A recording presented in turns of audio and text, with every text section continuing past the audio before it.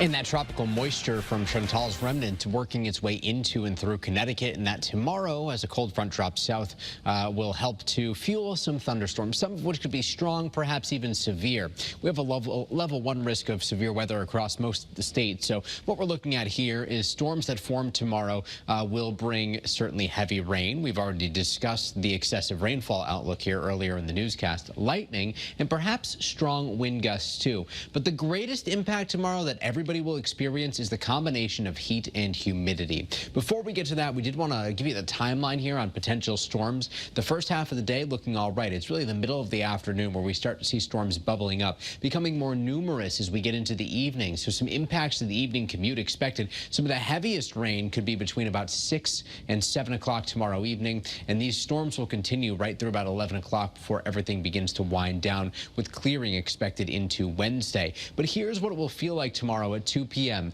95 to 100 degrees just about everywhere. Not even along the shoreline are we seeing much in the way of relief. And dew points will essentially hold steady before dropping off just a little bit, becoming more in the way of, we'll say, muggy as we approach the end of the week, as opposed to the downright oppressive humidity that we will be dealing with tomorrow and are dealing with right now. Our ICAM view in Rocky Hill looking north of the Hartford skyline, looking a bit hazy out there. Here's our ICAM view in New Haven.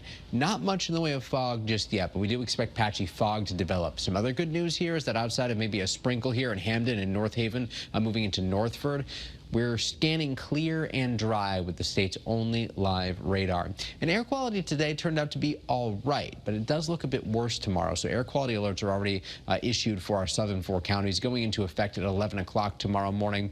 Those, again, will be focused on high concentrations of ground-level ozone. Overnight, we're mostly cloudy, humid, patchy fog develops locally, down 70 to 75 for temperatures. That means it's a warm start to the day tomorrow. If you're sending your kids off to summer camp, just be aware that the increase of the chance, for storms will increase later on in the day. And while we see temperatures in the upper 80s and low 90s, it's going to feel more like it's 95 to 100. By Wednesday, we are still muggy, and we see the risk of maybe an isolated shower or storm. Temperatures will be back in the mid-80s, much more typical for this time of year.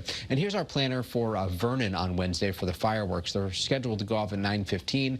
This is some new data, the most recent update, starting to show that thunderstorm icon, so we'll be watching that trend very closely. But it's Thursday when we have a bit more confidence that things will be wetter. This is 7 a.m. on our model comparison. The European model a little later to get things started, but by noon, we're certainly looking at a greater risk for storms, and that will continue through at least 7 o'clock in the evening. So Thursday looking at least a little bit wetter than tomorrow, and thus you'll note the rain icon here in the morning and the thunderstorm icon in the afternoon. We go from highs near 90 tomorrow back to about 80 by Thursday, mid-80s on Friday.